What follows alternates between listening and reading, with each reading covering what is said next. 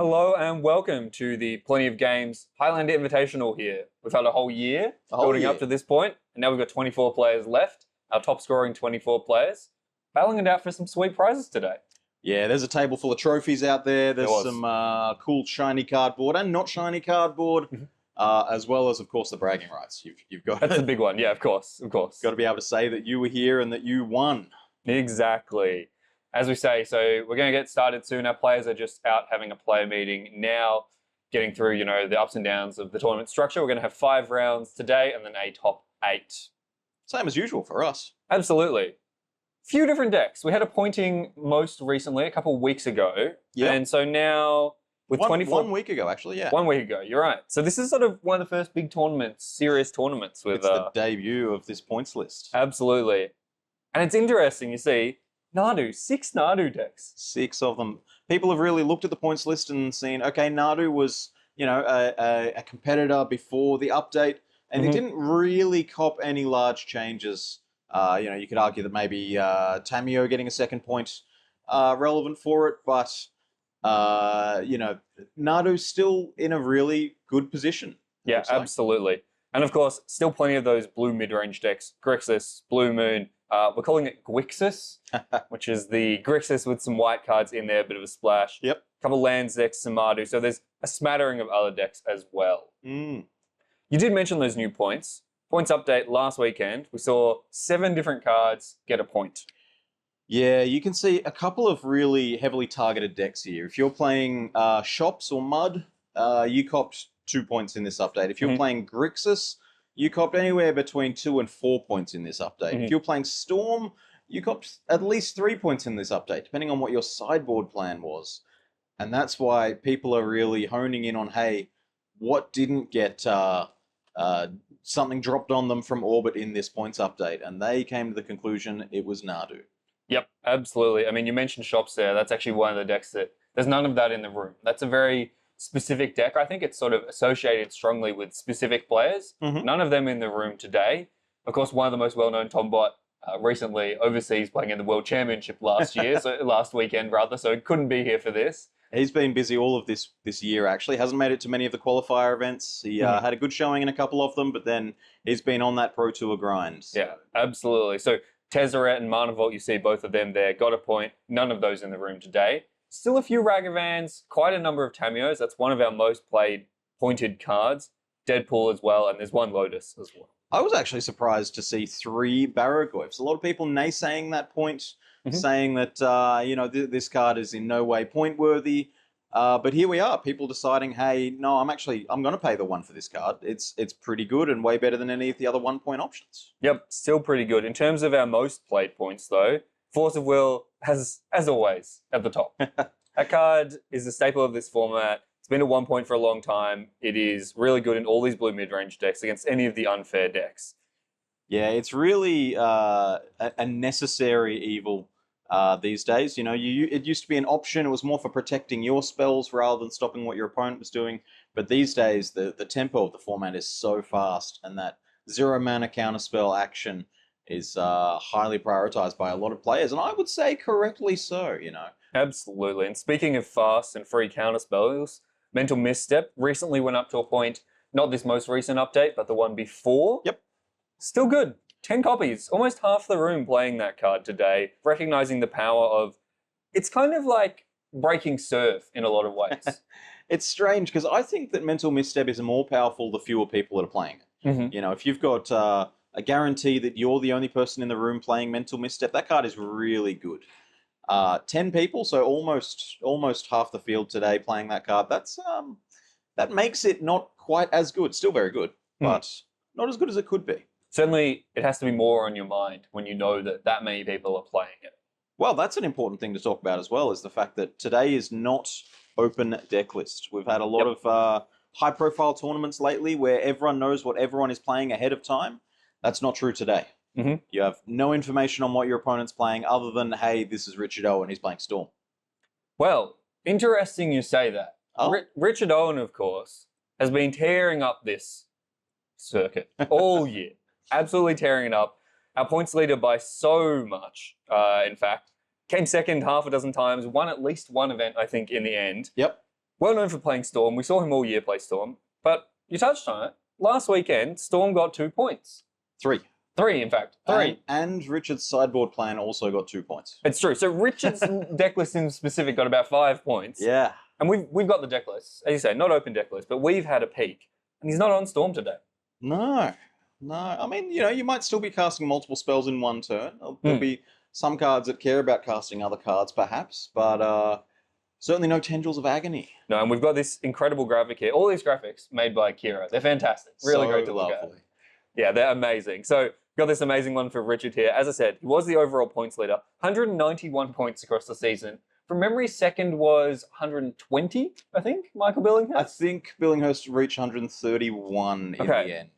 A sizable gap, though. Which is still, 30% behind Richard Owen. Absolutely. 40 wins, only 13 losses, 9 draws, and I tell you what, none of those were unintentional, I would bet. Yeah, he does love to battle for position. Oh, yes. Playing for seeding, absolutely. 64% win rate and infinite storm count. Oh, yeah. Absolutely. Yeah, if you have to ask, it's too many. Yeah, exactly. We won't be seeing the Pokemon cards today, though, as I said, not on Storm, which is interesting. Now, of course, the pointed cards are all the rage here in 7-point Highlander. But it's always interesting to see which unpointed cards are being popular across the decks. And it's no surprise, number 1, Brainstorm. Yeah, 83% of the field playing Brainstorm. That's 7-point Highlander, baby. Yeah, this really strong blue card. Who have we not got? We've got a couple Mardu decks and a couple Lands decks, I think. There's 4 non-blue decks, basically. That's right, yeah. In the field who probably wish they could play Brainstorm. Yeah, I mean, if there was a green Brainstorm, they'd play it. Yeah, absolutely. Thoughtseize, Dismember, nice flexible removal spell, all the interaction. 9 One-Shi Tongs is interesting to me. It's, I don't think it's proved its worth yet, but it is just a good card. It's also blue, if it doesn't end up being that good, we talk about Force of Will, Force of Negation also on these players' deck lists somewhere. Being blue makes the barrier to entry for a card to be a little bit lower. Absolutely. And something interesting I found, we've got 5 fast bonds here, which about 20% of the room, but that's a bit of an uptick. This card went down to 0 points a couple updates ago now. Yep. And it's one that we've seen a little bit around. And there's actually a few different decks. We talked about Nadu at the start. 6 Nadu decks here. There's a few different variants. A couple players with sort of the lands fast bond package. Yep. A couple more combo players, and one player who's a lot more mid-range with black cards as well, Baragorf, that kind of thing. So interesting to see the different builds. Might see some fast bond combo shenanigans going on. Yeah, I'm excited for this mid-range Nadu deck that you mentioned being... it's very similar to the strategy that the Time Walks decks try to employ, where they just, they've got a fun mid-range strategy, and if you happen to slip, if they catch you sleeping, then they're going to take all of the turns. Or in this instance, they're going to look at the top 30 cards of their library, put a bunch of lands into play, put a bunch of creatures into play. Yeah, absolutely. The number of convoluted infinites in these decks continues to rise. As you say, very similar to that Walks deck. And the last deck I wanted to highlight here, on the topic of putting a lot of permanents in play, taking up a lot of real estate on the playmat. Yep. Abzan Food. Yeah, look, I was preparing tokens for today earlier. I don't think I have enough food tokens. I think we need another 14 or 15 out there. So, if I get a break before round 1 starts, that's what I'm going to be doing. I'm going to be digging up food tokens. Oh, I thought you were going to say, we'll give you a stack of dry erase and we'll just get you to start drawing. I do have access to those as well, but gee whiz, this food mid-range deck, it can go off. It can really do the thing. On that note, our players are getting ready for round 1. We're just getting them seated. Yep. We're going to start round 1 with, of course, Richard Owen. Richard Owen, of course. So while we get them seated, we're going to take a short break and we will be back in just a couple minutes. Welcome back. Ready for round number 1? I've got Kira here. She's jumped into the booth. We've sent Jimbo back out. It's true. I love this top as well, by the way. Oh my gosh. All the colors of magic, right? Like blue, green. Yeah, we got everything basically. Got everything. All the colors. So we're going to start with none other than Richard Owen. Who else could we start with? The points leader for us. He is absolutely killing it. He's been fantastic. And he's playing something a little bit different today. He is going to play Grixis. Oh. Grixis today. No Storm? No Storm, unfortunately. I hear that something terrible happened to Storm in the last points update. And I heard it was Lotus to 5, which I had ironically been saying for a short period of time. I had been saying ironically like Lotus to 5, Lotus to 5, as someone who famously doesn't play that much or doesn't know too much. And so it was a very ironic kind of, ooh, let's go Lotus to 5. And then they did it. And then the Mad Lads did it.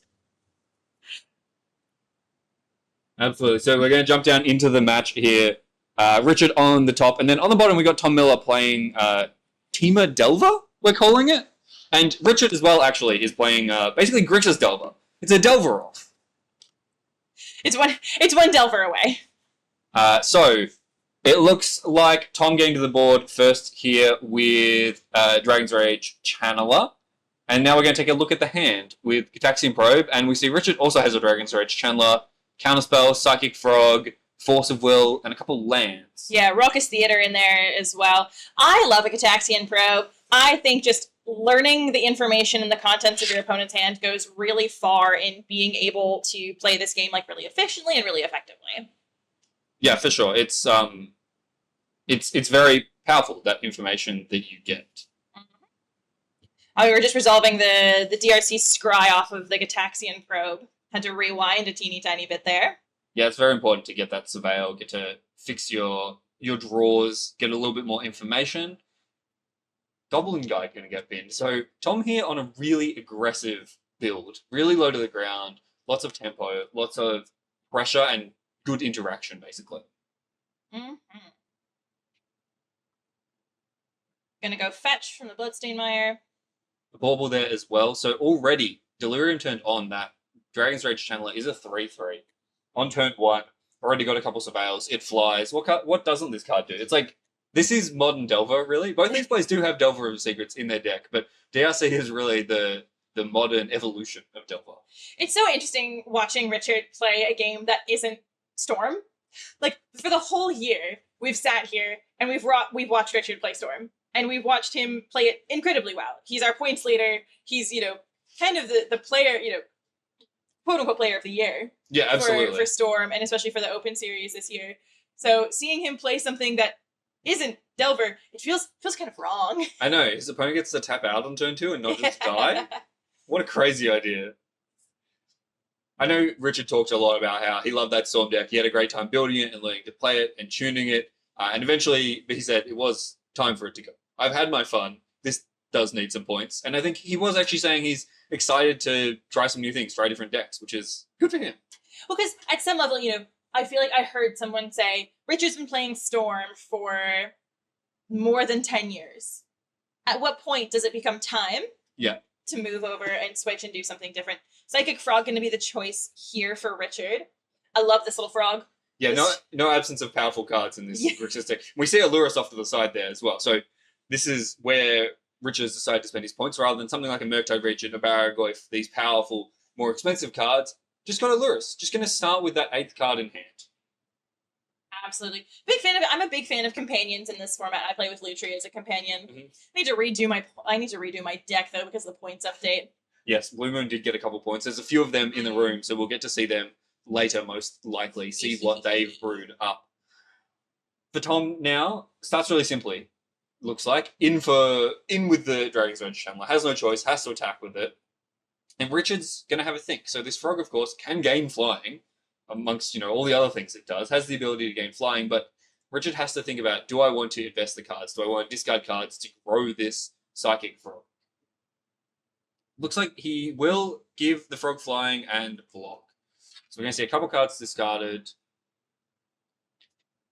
And it'll be a Cling to Dust and a land here. So the frog now a 3/4, currently eating the Dragon's Rage Channeler. I love this move. I think this is a really nice, again, this is the 4 foot on aggression. Yes. This is, I am going to make my cards matter more than yours. Flame Slash is going to be the choice. And this is fantastic because the frog has damage marked on it. Yep. So now we do get to trade. Possible here for Richard to save it, but he does have Force, and Tom's going to Force back. Here's the greatest thing. They both pitched Counterspell to their Force of Will. It was a 2 for special, double. Both pitching counterspell, Force of Will. Well, why would they want to pay mana for their counterspell when they could just instead exile a card? Yeah. Well, like, I love so much how Magic is a game of resources and information. And it's about the value that you put on those resources and on that information. Yeah, absolutely. And we're going to see there, in the aftermath, Dragon's Age Chandler for Richard, Chain Lightning from Tom, keeping the board clear, and now Ledger Shredder, another Lightning Bolt. As you say, trading resources, back and forth, back and forth. Tom Miller only has 3 cards in hand now. I think Richard only has 2. Richard has 2. Notably, Tom doesn't have access to green mana. This is a Teamer Delver deck. Ooh. There's some Tarmogoyf, that kind of thing. I think I can see... I see a Stifle. That might be really good. Oh, okay. I was wondering if I saw for a second that... I think I see a Keen-Eyed Curator. Questing Druid here, going to go on an adventure. Time to adventure for a Greenland. Basically. Magmatic Sinkhole and Once Upon a Time. Well, that doesn't do it. Not really what you want to be seeing there. On the other hand, the other option was to draw them for turn, so... Yep. Those cards will remain in exile.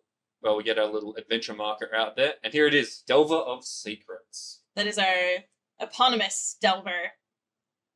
Sleeper, good card. Like, always been fantastic, right? Yeah, it is funny. This card, to me, illustrates sort of the... As it gets taken out by a lightning bolt here. A lot of overlap in these two decks. In the cheap threats, cheap interaction. But yeah, Delver of Secrets is really the iconic card for these style of low-to-the-ground, interactive tempo decks. Hedge Maze the draw for Tom. So he has got green mana, but not till next turn. Not until next turn. And it's probably good for Richard to take advantage of that now, but Richard also still just on 2 lands as well. Yeah, absolutely. That said, both of these decks play pretty well off few lands. Tom there, going to draw another land, of Wooded Foothills looks like. So really unlocking the hand now, but needs to try and apply pressure here before Richard can draw out of it, draw lands, and really unlock his hand. I love these kinds of matchups as well when there's 2 similar colors shared between the decks and then 1 different color. And it kind of plays into that, what do you value more? What is going to be more powerful for the synergies that you're trying to do? Is it going to be green or is it going to be black in this situation? You know, what has more weight? What's going to be more impactful? You know, because already thinking ahead to the next game, I can see, you know, choke being really important for Tom. Yeah, although risky if he does have a choke, given the number of islands in Tom's deck as well. But you're right, it is the difference sort of gets highlighted when you contrast those 2 decks there. Tom going to fetch, and for Richard, just a pass back. So found the 3rd land, and very luckily for him, didn't find a fetch land. Found a real land. Yeah. Very important because Tom is holding onto a Stifle. Well, and again, Richard doesn't know that. He doesn't. Stifle, not a common card in Grixis decks. It is, well, formerly a staple of these Teamer Delver decks in something like Legacy. All right. Those decks that used to really lean on a sort of a mana denial strategy with Wasteland and then Stifle, all as sort of pseudo land destruction. Well, I'm working on an 8-point Demure list that's got Stifle and Opposition Agent main board. Oof. What do you mean? I mean, land destruction could be black and blue. Why not? Yeah, okay. Preordain is the spell of choice. We'll put a counter on that Questing Druid. Yep, and this Questing Druid looking really powerful, right? We saw Tom fire it off earlier looking for the 3rd land. Didn't find it, but did get to dig a little bit deeper. And now we're just seeing it grow into a threat. 15 plays 15 now. And the follow-up will be a Tarmogoyf. That's going to be a big Goyf, I think. Chunky Goyf if I've ever seen one. What makes, like, you know, as someone who's only been playing Magic for, I say only, for like the last 7 years. Yes. What makes Tarmogoyf so special and so impactful? I think it's just such an iconic card that a lot of people have significant nostalgia for. Back when it first came out, and for a while there, it really ruled Magic as sort of the biggest creature going around for 2 mana. And it still has that a little bit. It's still holding on to relevance here in Highlander, even though it has, I would say, been overtaken now by its modern Horizons brothers and sisters with Paragoyf, Pyrogoyf, that kind of thing. It's true. Well, Tom's Tarmogoyf is going to get drowned in the lock, unfortunately. Both players really good at keeping threats off the board, but this does kind of put you in that funky stalemate position of, but now neither of us have threats. Yeah. Where, how do you go forward from there? And there's sort of 2 things here. So number 1, Tom has a threat in play. So he will be trying to ride this questing druid to victory. Mhm. That will be his plan. Try and just keep Richard off balance. For Richard, not only has he just resolved a stock up, very powerful, 2 cards. This puts you up a card, and now this looks like a discard spell of some sort. You have to remember, if this game drags out, Richard got to start with an 8th card in hand. It's sitting there in play, that Lurrus. All he wants in these matchups, you have to think, is drag the game out longer and longer and longer until eventually, if we trade off and 1 for 1 all the time, eventually Richard will get to put his Lurrus in hand. We have an Inquisition of Kozilek, seeing the Keen-Eyed Curator, a Stern Scolding, and a Stifle. And now Richard going to be able to way more effectively play around a Stifle. That Stifle gets much worse once your opponent knows about it. Yeah. Similarly, Stern Scolding now, Richard will know not to play into that. And he takes away the only other threat in Tom's hand. So Tom now really lacking pressure, I would say. He's got the 2-2 in play, but no real way to develop further. Spell Snare, an excellent draw though. Wow, Molten Collapse into the unknown card drawn, and it's a Spell Snare, and that's brutal. That's such a good top deck. Yep, gets to protect, not only protect, but also grow his questing druid. Now as well, it just kind of, that's an off-balance kind of throw. It looks like we're just going to buy Lurrus as well. And buying Lurrus seems a little bit, tricky going into that Stern Scolding, right? But the thing for Richard is he knows that Tom doesn't have any discard spells. So there's no risk of putting it in your hand. And you just want to spend your mana. At some point down the line, you're going to either find another discard spell or cast a different creature that Tom has to counter. And eventually, you'll get to put this Lurrus in play. He's probably picking up the Lurrus with no plans to actually cast it in the next 3 turns. But figures, I have nothing better to do with my mana right now. At some point, I'm going to want to cast this Lurrus. I might as well pick it up now. All right. And it looks like Richard's baiting out the Stifle, or at least just forcing Tom to use it. Gonna go and crack a Misty Rainforest. Yeah, you have to think that that's what's going on here. And in response, Flame of Anor going to come out, dealing 5, going to remove that questing druid. Doesn't get the fetch land. Oof, an Endurance, another good draw from Tom. Tom really just playing off the top here, but Endurance with Daze. Endurance gonna get dazed. Brutal. And Richard just thinking, yeah, so he will float the mana, looks like. Picks up the Surveil Land, so going to get another use out of the Surveil Land as well. Surveil's so incredibly good in this format. For so many different reasons. Absolutely. And for Richard here, happy to just keep playing it slow, but Tom keeps finding more pressure. Brazen Burrow going to come in. We see this card for its flexibility, really. That's why it sees so much play. The ability to be a bounce spell, a bit of a tempo thing. Plays with flash, but it's also just a 3-power flyer. Looking as well at the creatures between their 2 decks, Tom is playing 5 more creatures than Richard is. Like, Richard is on 11, Tom is on 16. Statistically speaking, is more likely to draw those threats. But yeah, Richard staring down a Brazen Borrower and that can't be answered and is on 3? Yep. Expressive Iteration, a very powerful draw spell as well. Going to have a look at the top 3. And now in this sort of mid-late game, this becomes divination pretty much. Yeah. Becomes super easy to just pick exactly what you want and what you need in any given circumstance. Thundering Falls to exile, card to hand, card to the bottom. As you say, Surveil is very powerful, although I'm sure Tom would have liked to find 2 spells. Yes. Going to keep that one on top as well. We have already seen both Lightning Bolt and Chain Lightning, so if Richard can answer the Brazen Burrow, he can maybe get out of this. But that's not the face of a man who has an answer. Delver of Secrets doesn't have flying yet, but we are just going to Richard testing to say, do you want to counter this one? Do you want to do anything? How about this Lurrus? Do you want to counter this one? Lurrus. 1 card unknown. That will get the Stern Scolding. It will get counted, and Richard will pick up his cards. Is the intention there to either bait the counterspell for the Lurrus or attempt to play like a Psychic Frog, give it flying by exiling so you can just chump the... Or you can actually trade because it's a 3-1 borrower. Yep, both Psychic Frog and also Legislator in the graveyard. So if Richard can resolve the Lurrus, he can then put a flyer in play potentially. But instead, it'll be Tom Miller taking out game number 1. Have a look at these sideboards for a moment. Blue Elemental Blast looking good. Yeah, both players with access to blue and red elemental blasts, we would expect some number of them to come in. At what point is it too many blasts? Like, for example, if you make the decision as either Richard or Tom to put all 4 blasts in, at what point does it actually become too much? Because you know, 4 in means 4 out of your main deck as well. Yep, it is really complicated. These decks have a delicate balance, I would say, of interaction and threats and card advantage. And obviously the blasts are about as efficient as interaction can get if you're playing against the right colors, but it's also very possible to get a hand clogged up with too much interaction and not be able to actually pressure your opponent. Veil of Summer looking really good for Tom. Yeah, absolutely. Veil of Summer is an all-star against Grixis. Likely also has a Carpet of Flowers, one of the most powerful cards you can have against the blue decks. I have often joked with other people that if you play against the blue deck, it's effectively a pointed card. Totally agree. I feel like I've been hearing so many different conversations around what needs to be pointed, what shouldn't be pointed. And, you know, the most recent one, and I think I overheard you guys talk about, was people saying that Brainstorm needs to be pointed now.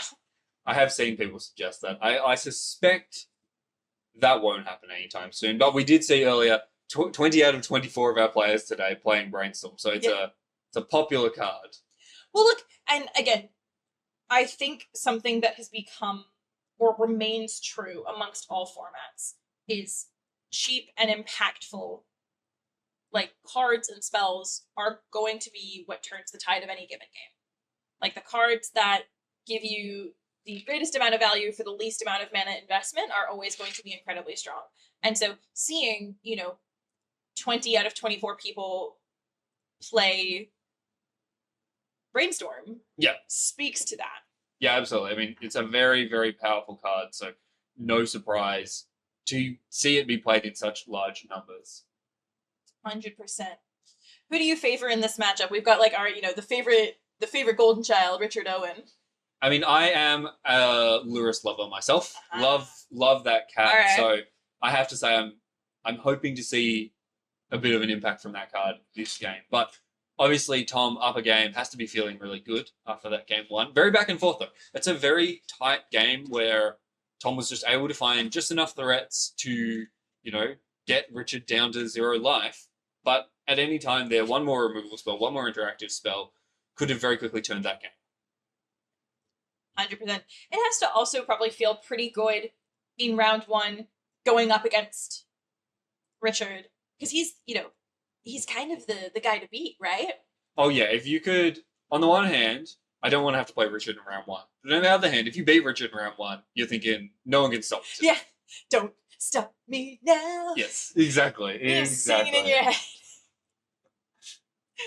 Yeah, someone in chat mentioning, like, Delver Mirror, what year is it? I know. Welcome to 2025. Believe it or not, it's nearly 2026 at this point. Yeah. If you've just come out of a 10-year coma, nothing's changed. See, we're still playing Delver Mirrors. Guys, we've just been playing Delver the whole time.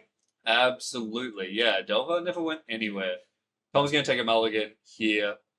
These decks are so fast that you do really need to come out quickly. But at the same time, we saw a lot of trading 1-for-1 in that game. Oh down my a card. goodness. Just the lightning bolt this, chain lightning that, flame slash that, force of will pitching counter spell twice. Like, yeah, force of will back. Force of will. No force of will you. Force of will, force of won't. It's early. Let me have Welcome to round 1. Welcome to round 1. We've got bad jokes. We got 5 rounds. 4 more rounds of this afterwards. And then top 8 as well. Well, and this is going to be such an exciting day as well because this is the top 24 qualified players out of a total tournament series participation of 125. Wow. And so these are going to be your points leaders, and it pretty much kind of, the way that the points kind of shake down into the top 24 is pretty much anyone who won an event this year has made it. Yep. And so these are your, you know, best of the best, cream of the crop.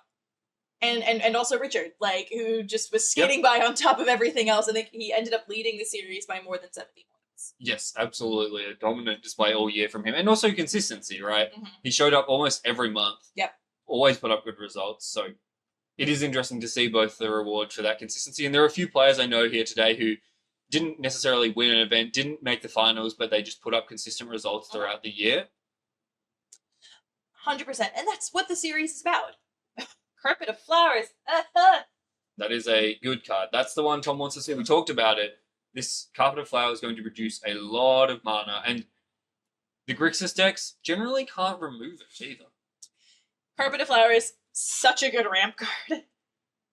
So good. Because it's during each of your main phases? Or during one of your main phases. One of your main phases, but you can play it in your first main phase and then go to your second main phase and get the mana off of it, which is what we see here from Tom, which is why Carpet plus Ragavan on turn 1 is a very powerful start. A blocker comes down for Ledger Shredder, so now we wait and see. If Tom can remove the Ledger Shredder, he's going to pull way ahead. Lelia, the Blade Reforged. And Spybluff Canal there, not an island, so only 1 mana made from the carpet. But Lelia will attack through the Ledger Shredder. No removal though, which, if you're Richard, you have to be breathing a sigh of relief that this Ragavan didn't get to connect. Lelia, fantastic and very interesting, aggressive card. Yeah, absolutely. This card sort of waxed and waned over its time in Highlander. It was really popular in a lot of the red-white sort of moonshine decks that existed for a while. Seeing play alongside Tainted Pact as a sort of 1-2 combo. But it's also just good in these red mid-range decks as a value card. It's going to grow really quickly. It's effectively going to draw cards as well. Well, because it's at minimum a 3-mana 3/3 with haste, right? Yep. That's where it starts. Yeah. It gets a lot better from there. And then everything else just gets better because it makes all your impulses and your various other, reckless impulse and things like that. Anything that exiles cards to your library just makes that much better. It's like your expressive iteration? Yep.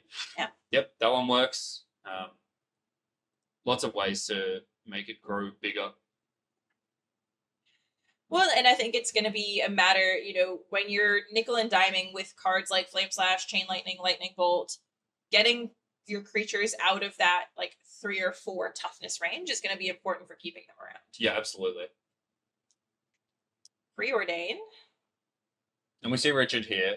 Spybluff Canal and now fetches Badlands, trying to minimize that Carpet of Flowers, reduce the amount of mana, although it's still producing 1 a turn, so even at bare minimum, still a very powerful card, and it's constraining Richard's mana and influencing the way he has to sequence his lands. Again, in terms of parity for the investment versus the return, right? A 1-mana enchantment that nets you 1 mana every single turn is a 0-cost enchantment nearly, right? Yep, basically. It almost becomes negative as well because it's, generating mana you wouldn't otherwise have. Thoughtseize going to be the go for Richard there. For sure, and there are, you will definitely see it in spots where it effectively produces mana on the turn you play it. Just really powerful. Is it a Pirate? There's a Red Elemental Blast or a Pirate Blast?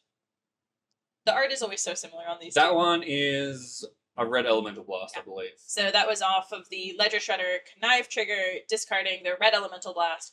Ledger Shredder gets a counter on it. And this is sort of what you talked about, right? Red Elemental Blast, very, very efficient, but only if your opponent plays blue spells. When they just have 2 red creatures, it doesn't do anything. Yeah. It's a very fantastic threat assessment in that way to be yeah, this isn't doing anything right now. And also, getting to look at Tom's hand and saying more things I don't really, do you really want to red blast a brainstorm? You probably would, but you don't feel great about it. Submerge here going to be cast. Ooh. Is the Submerge targeting the Lelia. So free interaction, always very powerful. Submerge, one of the best ones. So the Lelia will go on top in the draw step. So after Tom has already drawn for turn. So that will be out of play for a turn. Doesn't have to deal with that. Gets a bit of a reprieve. Just trying to buy some time. It'd be really interesting as well to see, the choice to put on top with the Brainstorm in hand as well. Yeah, so can access it, and we are going to actually see the Brainstorm now, it looks like, using the mana from Carpet of Flowers. We're just going to have a think. And Mental Misstep. Ooh. That's a good 1-drop to counter. Yeah. This is also Richard's second spell for the turn. the Submerge already cast, so you're going to trigger the Ledger Shredder as Ganon, and you can see how quickly that card can grow out of control. Ledger Shredder was a force in Standard for a period of time. Yep, Like, absolutely. the Connive decks were brutal. Yeah, and in Pioneer as well, alongside Phoenix. This card really likes to be played alongside cheap cantrips. Crazy. Yeah, luckily we have a lot of those in Highlander. Yeah, I wonder how many of those wizards just print in general. Yeah. But it does grow really quickly, and Corey Steelcutter with the discard. Whoa. That's pretty scary if you're Tom, I think. What? Yeah. What could cause someone to go, I don't need a Corey Steelcutter? Yeah, so you're telling me you kept a hand with 3 cards that are all better than Corey Steelcutter? It's terrifying.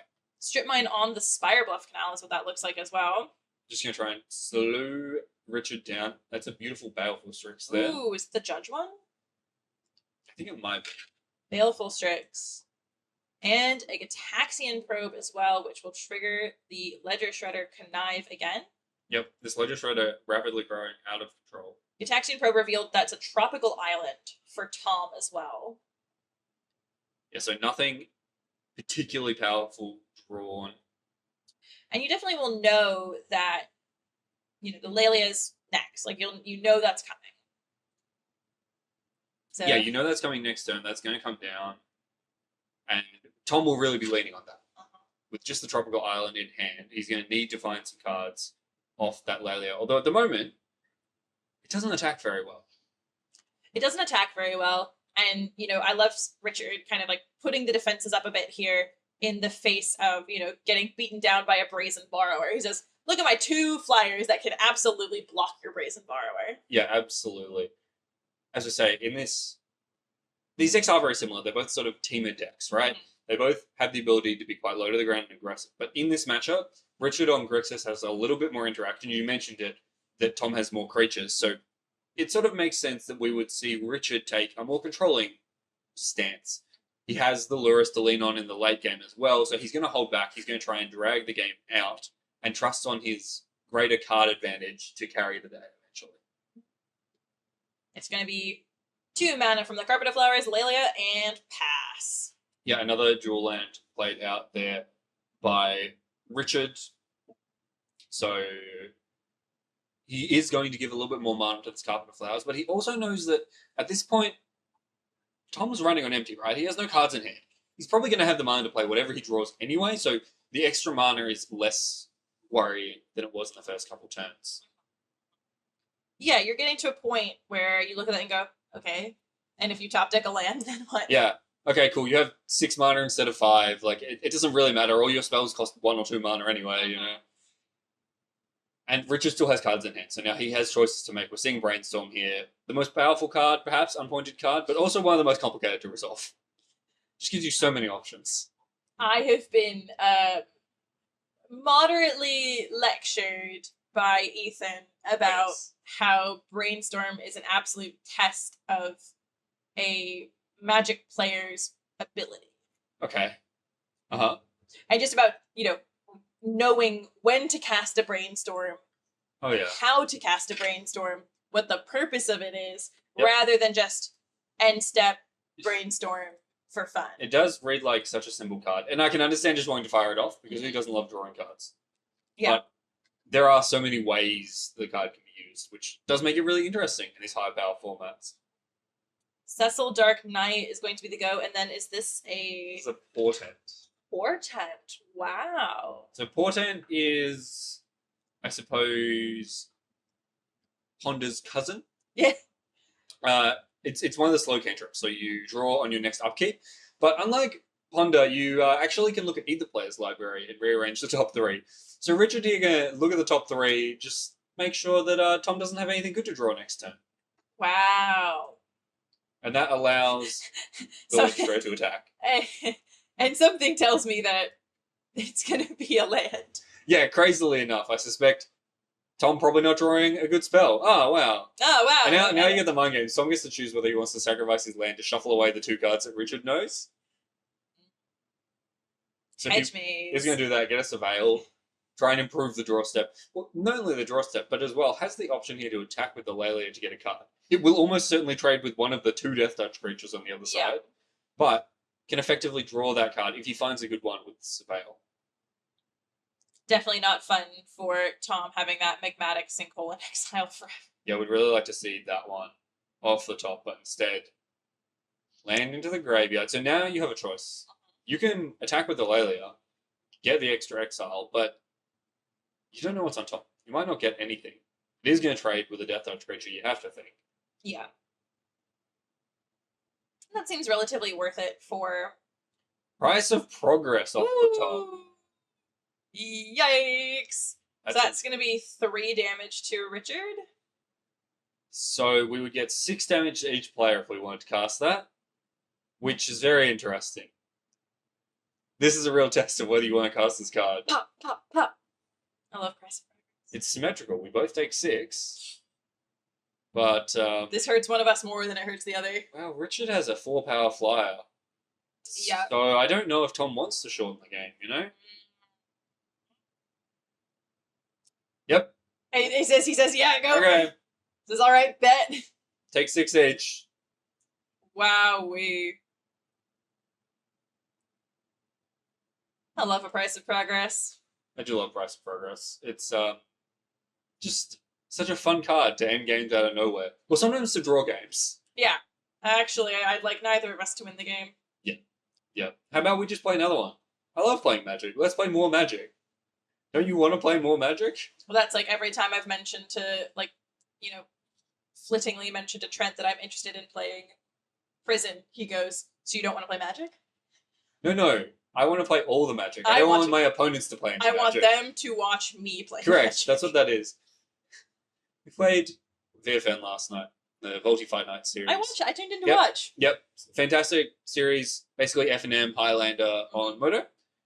And we use the Moto, like the casual rooms, right? Like they're no entry, you can put up a match and you put up a little, like a line. So for VFN, we'll put up, which table we're on so that people know which match to join.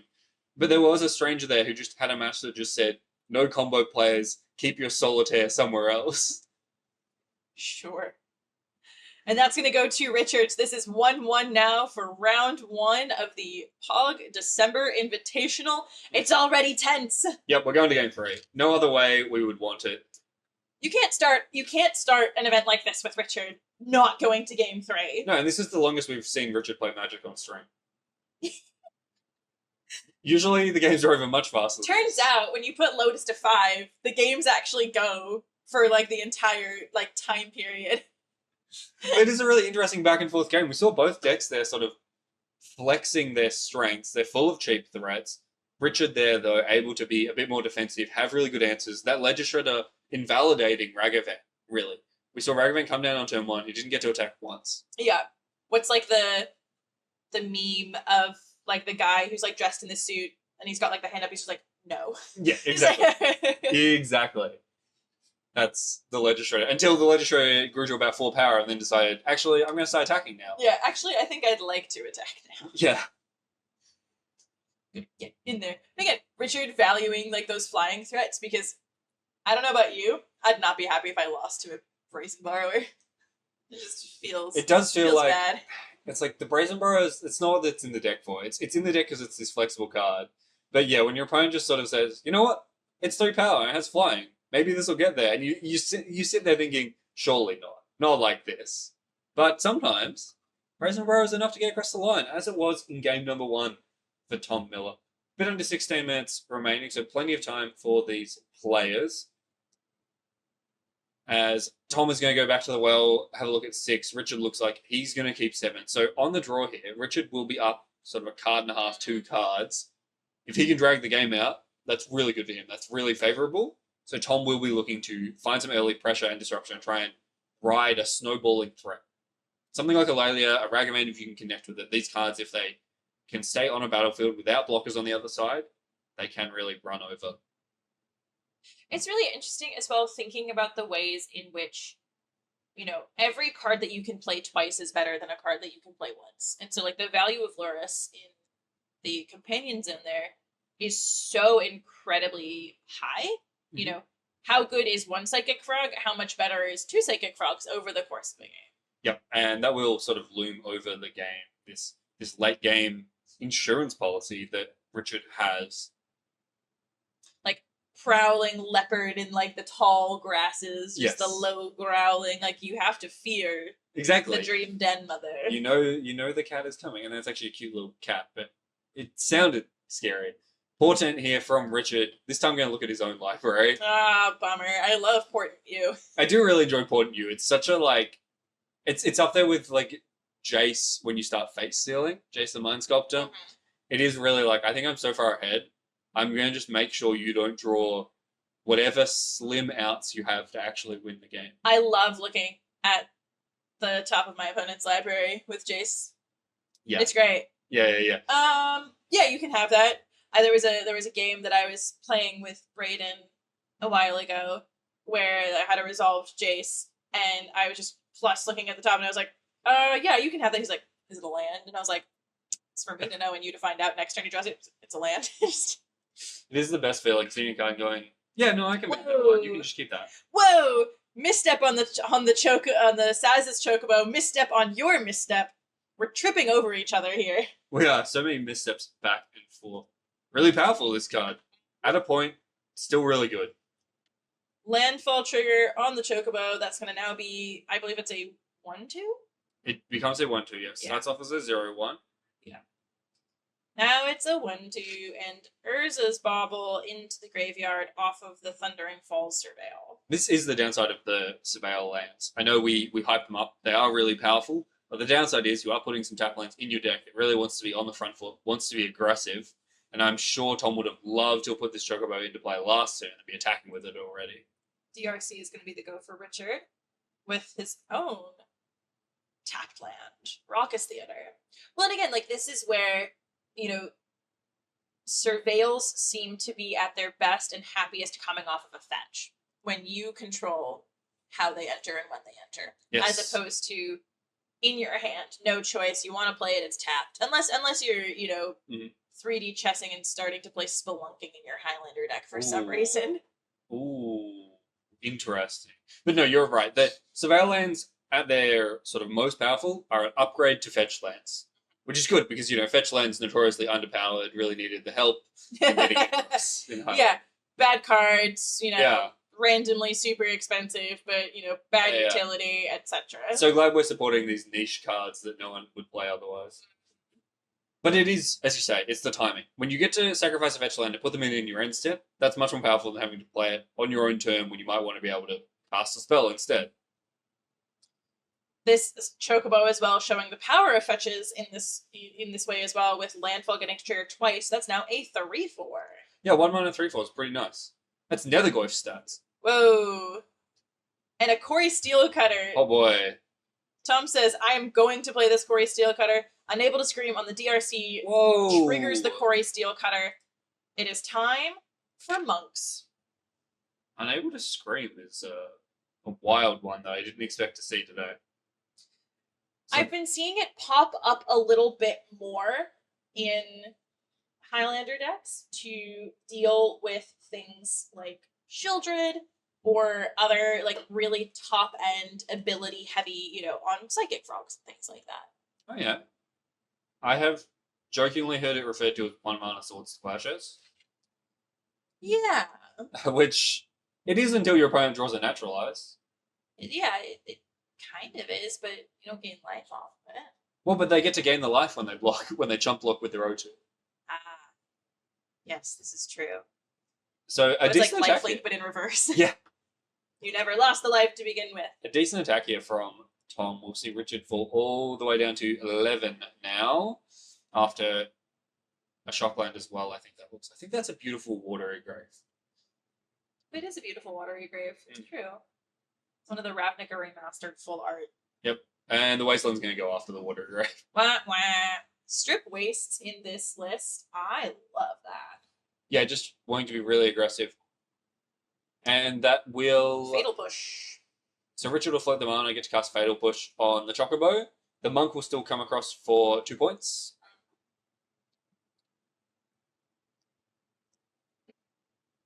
But interesting from Richard, they just passed with a lot of mana up. Didn't have anything... Still a lot of cards in hand as well. If you're in Tom's seat, have to be thinking about counter spells, have to be thinking about interaction, I imagine. But Tom's just going to pass back as well. Only one card in hand for Tom. This is where we start to see the mulligan affect him, right? He has a Corey Steelcutter in play. He'd really like to double spell again this turn, but with only one card to Richard's 3, no way to make another monk. Can't even trigger Paralyze on the monk. The issue also becomes when you're at that point with only one card in hand, do you keep taking turns off so you can save up so you can double spell? Or even if you're just trying to trigger prowess, like Richard still has a blocker that he's at this point happy to just throw in front of it. Yep. Ooh, probe, be a land. Oh, yikes, it's a spell pierce. I really, really like Spell Pierce Gitaxian Probe when you have no cards in hand. It's like, would you like to pay the 2 mana to draw a card? 100%. You already know what's in my hand. I think, depending on how much Richard wants that extra card, you've already invested the 2 life, but I don't think it's worth it. I think you just kind of go, ha. Yeah, Richard. Sure. Richard here doesn't have as much mana as he would like. Lots of cards in hand. Probably wants to leave up interaction, possibly a Drown in the Lock, something like that. So chooses to just let the Gitaxian Probe go. And here we will see the life gain part of Blue Sword. Plowshares blocking that monk. Oh, and that next one is a land. And then Drown in the Lock. This is where you do not want to be with a Corey Steelcutter. No. You do not want to be empty-handed, no threats. Like, you can't even equip this onto another creature right now. We've already seen both Surveil lands from Tom, so this Scalding Tarn won't presumably be able to find a Surveil land. Unlikely to have a green red Surveil land in this deck as well. That's it. He can still draw a cantrip. Cantrip into another spell to be able to trigger the Corey Steelcutter. There's always a way from these blue decks to chain off multiple spells, but Richard has to be feeling firmly in the driver's seat now. Well, and this Luris is now getting way more threatening as well. Yeah, we're getting closer and closer to that time. Luris also notably has lifelink. So the potential to drag Richard back up from a low life total. 100%. And also just like, I have to, like, at some level, trust that Richard knows what he's doing. Yeah. Like, as much as I sit here and go, that's crazy, what are you doing? You're throwing all your stuff away. Richard's winning the series. He's pretty good. He's he knows his way around a magic card. Yeah. We obviously buy Luris. Well, look, and you feel so comfortable to do that right now. Like, sure, buy Luris, like, you have a Corey Steelcutter that you can't, equip right now. You have no cards in hand. I can take a turn off to play my land, get Luris in hand, because that Luris also then can represent a Dragon's Rage Channeler again. Yeah, absolutely. Richard recognizing that this is sort of the window that he can take his foot off the gas to put the Luris in play, safely be able to tap out, and then start to turn the corner from next turn. Yeah. It'll be really important to get that Luris down for any amount of blockers. And Tarmogoyf. Tarmogoyf is large, and we can equip the Corey Steelcutter.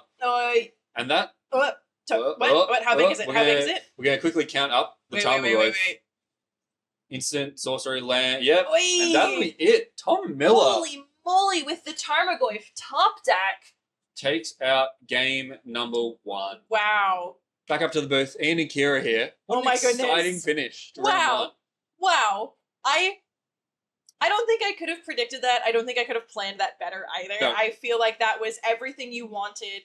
Like, that was heart of the cards moment. That was 100%. The absolute heart of the cards moment of, if I got it, I got it. And the heart of the cards said, Tarmogoyf? Like it's 2007?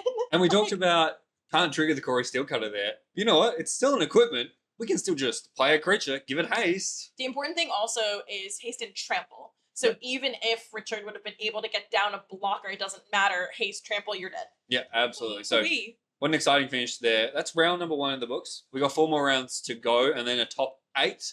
We're going to jump out. You'll have Jim and Alec next round. More Magic coming up soon.